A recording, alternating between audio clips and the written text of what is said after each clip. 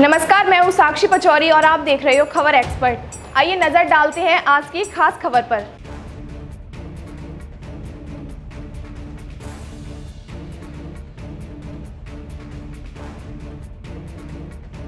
मंदसौर नगरी भगवान पशुपतिनाथ के नगरी का रहने वाला सत्येंद्र सिंह आपको इस सभी चैनलों के माध्यम से अवगत कराना चाहूँगा कि मध्य प्रदेश भारत का जो हृदय स्थल है, उसके मंदसौर क्षेत्र जो कहलाता है वो भगवान पशुपतिनाथ की नगरी से कहलाता है। और भगवान पशुपतिनाथ का जो विश्वविख्यात प्रतिमा है, इसका प्रकट स्थल भगवान शिवना से ही प्रकट हुए हैं और इसी का जल पूरी नगरी पीती है। और कम से कम 300 गांव इस नदी से जुड़े हुए हैं और उसी से जल से पोषित होते हैं। लेकिन यह नदी आज की तारीख में 100 गंदे नाले इसमें मिला दिए गए हैं और उस गंदे नालों के कारण पूरी प्रदूषित हो चुकी है और इसका पानी इतना गंदा हो चुका है, यदि इसके द्वारा खेती की जाती है तो वो जनता को बीमारी का कारण भी देगी। और इसमें मच्छर जो पल रहे हैं वो डेंगू का मच्छरों का पलने का यही मुख्य केंद्र है।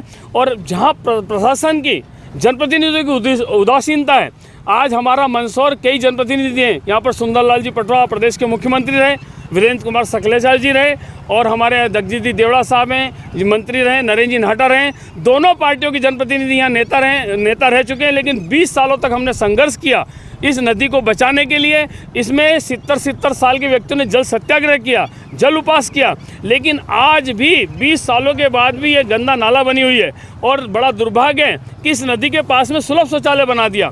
तो आप देखेंगे कि जनता बाहर से आते हैं इस भगवान पशुपतिनाथ के दर्शन करने के लिए, पूरे देश से नहीं विदेश से भी लोग आते हैं और यहाँ मनोकामना अभिषेक में लोग बैठते हैं। तो उनका एक दर्द होता है कि इतनी बड़ी प्रतिमा के समक्ष इधर गंदा नाला बह रहा है। ये गंदा नाला उनको जानकारी नहीं होती कि ये गंदा नाला नहीं, माँ शिवना है जहाँ से भगवान पशुपतिनाथ प्रकट हुए हैं।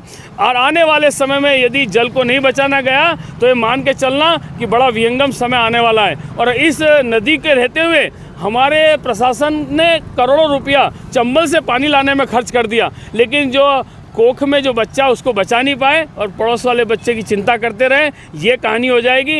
इस अच्छी नदी को यदि साफ सुथरा रखा जाता है तो आने वाले समय पूरी जल की पूर्ति हो जाएगी और हमारा क्षेत्र हरा भरा हो जाएगा। इसको तत्काल गंदे नाले में जो तब्दीली नदी को गंदगी हटाकर जनता को साफ स्वच्छ नदी देना चाहिए। यही हमारा इस संदेश रहेगा।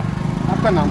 सत्येंद्र सिंह सोम, दसपुर जागृति संगठन, अखिल विश्व गायत्री परिवार और नगर के सामाजिक क्षेत्रों के अंदर इन आंदोलनों के साथ मैं सभी के साथ सक्रिय भूमिका निभाता हूं। और आपके चैनल के माध्यम से माँ शिवना के लिए एक छोटी सी गुहार लगाई है। शिवना जो है वो बारिश के दिनों में तो मतलब उसमें जो पानी बहता है उसके कारण कोई परेशानी नहीं होती है, प्रवाह जब तक रहता है। जब प्रवाह पानी का रुक जाता है तो निश्चित रूप से थोड़ा सा उसमें सिल्ट और अन्य तरह की जो है वो आती हैं।